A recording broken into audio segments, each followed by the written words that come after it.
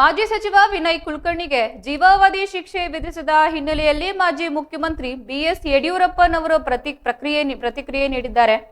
ಇಂದು ಚಿಕ್ಕಮಗಳೂರಿನ ಆಜಾದ್ ಪಾರ್ಕ್ ವೃತ್ತದಲ್ಲಿ ಮಾತನಾಡಿದ ಅವರು, ಈ ಘಟನೆಯಿಂದ ತೀವ್ರ ದುಃಖಿತನಾಗಿದ್ದೇನೆ ಎಂದು ತಿಳಿಸಿದ್ದಾರೆ. ಈ ಬಗ್ಗೆ ಏನು ಹೇಳಬೇಕೆಂದು ನನಗೆ ತೋಚುತ್ತಿಲ್ಲ. ಆ ನೋವನ್ನ ಸಹಿಸಿಕೊಳ್ಳುವ ಶಕ್ತಿಯನ್ನ ದೇವರು ಅವರ ಕುಟುಂಬಕ್ಕೆ ನೀಡಲಿ ಎಂದು ಪ್ರಾರ್ಥಿಸಿದ್ದಾರೆ.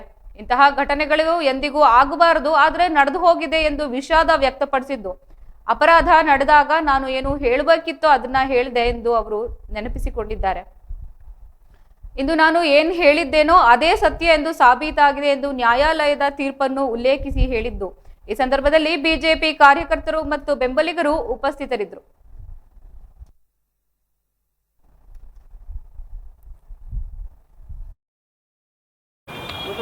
ಇತರ ಘಟನೆಗಳು ಆಗಬಾರ್ದಾಗಿತ್ತು. ಏನು ಅಪರಾಧ ಆಗಿತ್ತು ಆ ಸಂದರ್ಭದಲ್ಲಿ ನಾನೇನು ಹೇಳಬೇಕು ಹೇಳಿದ್ದೆ. ಇದಾಗಿರುವಂಥದ್ದು ಅವರ ಕುಟುಂಬಕ್ಕೆ ಭಾಳ ದೊಡ್ಡ ನೋವು ತರುವಂಥದ್ದು.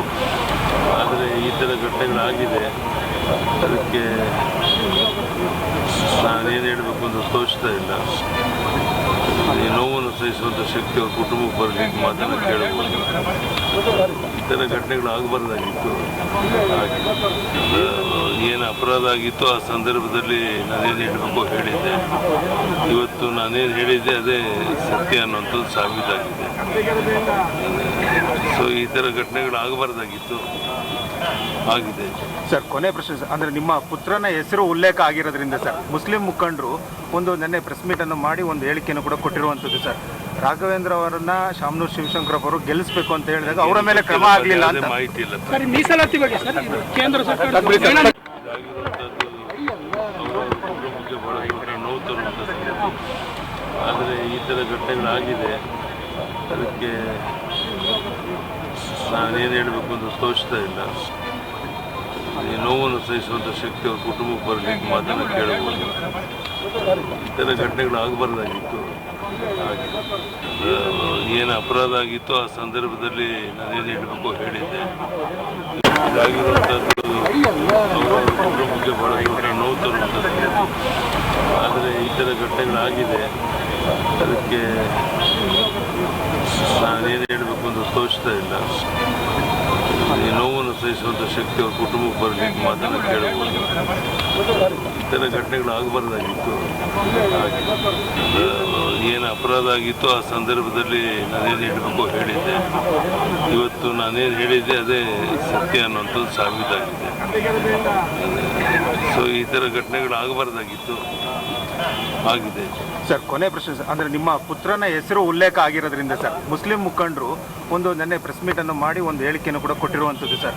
ರಾಘವೇಂದ್ರ ಅವರನ್ನ ಶಾಮನೂರು ಶಿವಶಂಕರಪ್ಪ ಅವರು ಗೆಲ್ಲಿಸಬೇಕು ಅಂತ ಹೇಳಿದಾಗ ಅವರ ಮೇಲೆ ಕ್ರಮ ಆಗಲಿಲ್ಲ ಅಂತ ಮಾಹಿತಿ ಇಲ್ಲ. ಸರ್, ಮೀಸಲಾತಿ ಬಗ್ಗೆ ಸರ್ ಕೇಂದ್ರ ಸರ್ಕಾರ ಇದಾಗಿರುವಂಥದ್ದು ಅವರ ಕುಟುಂಬಕ್ಕೆ ಭಾಳ ದೊಡ್ಡ ನೋವು ತರುವಂಥದ್ದು. ಆದರೆ ಈ ಥರ ಘಟನೆಗಳಾಗಿದೆ, ಅದಕ್ಕೆ ನಾನೇನು ಹೇಳಬೇಕು ಅಂತ ತೋಚ್ತಾ ಇಲ್ಲ. ಈ ನೋವನ್ನು ಸಹಿಸುವಂಥ ಶಕ್ತಿ ಅವ್ರ ಕುಟುಂಬಕ್ಕೆ ಬರಲಿಕ್ಕೆ ಮಾತನ್ನು ಕೇಳಬಹುದು. ಈ ಥರ ಘಟನೆಗಳು ಆಗಬಾರ್ದಾಗಿತ್ತು. ಏನು ಅಪರಾಧ ಆಗಿತ್ತು ಆ ಸಂದರ್ಭದಲ್ಲಿ ನಾನೇನು ಹೇಳಬೇಕು ಹೇಳಿದ್ದೆ. ಇದಾಗಿರುವಂಥದ್ದು ಅವರ ಕುಟುಂಬಕ್ಕೆ ಭಾಳ ದೊಡ್ಡ ನೋವು ತರುವಂಥದ್ದು. ಆದರೆ ಈ ಥರ ಘಟನೆಗಳಾಗಿದೆ, ಅದಕ್ಕೆ ನಾನೇನು ಹೇಳಬೇಕು ಅಂತ ತೋಚ್ತಾ ಇಲ್ಲ.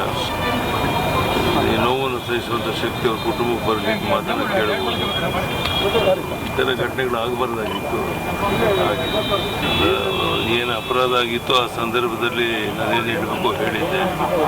ಇವತ್ತು ನಾನೇನು ಹೇಳಿದ್ದೆ ಅದೇ ಸತ್ಯ ಅನ್ನೋಂಥದ್ದು ಸಾಬೀತಾಗಿದೆ. ಸೊ ಈ ಥರ ಘಟನೆಗಳು ಆಗಬಾರ್ದಾಗಿತ್ತು, ಆಗಿದೆ.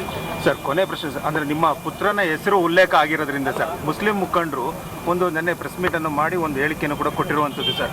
ರಾಘವೇಂದ್ರ ಅವರನ್ನ ಶಾಮನೂರು ಶಿವಶಂಕರಪ್ಪ ಅವರು ಗೆಲ್ಲಿಸಬೇಕು ಅಂತ ಹೇಳಿದಾಗ ಅವರ ಮೇಲೆ ಕ್ರಮ ಆಗಲಿಲ್ಲ ಅಂತ ಮಾಹಿತಿ ಇಲ್ಲ. ಸರ್, ಮೀಸಲಾತಿ ಬಗ್ಗೆ ಸರ್ ಕೇಂದ್ರ ಸರ್ಕಾರ ಇದಾಗಿರುವಂಥದ್ದು ಅವರ ಕುಟುಂಬಕ್ಕೆ ಭಾಳ ದೊಡ್ಡ ನೋವು ತರುವಂಥದ್ದು. ಆದರೆ ಈ